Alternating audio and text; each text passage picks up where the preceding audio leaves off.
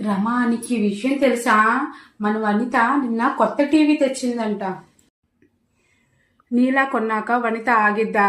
ఆవిడ మీద పోటీ పడైనా అప్పు చేసేని కొని తెచ్చిద్ది. కానీ ఇంతకి నీకు ఇంకో విషయం తెలుసా?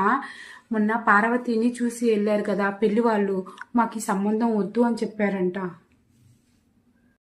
అవునా? ఈ 84వ పెళ్లి సంబంధం కూడా కుదరనట్టేనా?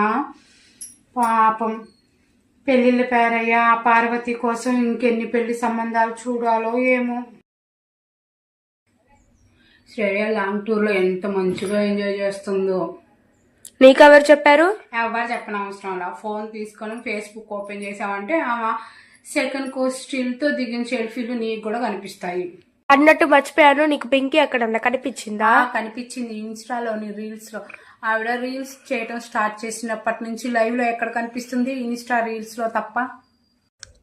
పాపం చాలా కష్టపడుతున్నట్టుంది. అవునవును, వ్యూస్ కోసం మన పాప పడని పాటలు లేవు, వైరల్ అవ్వాలని వేయని వేషాలు లేవులే.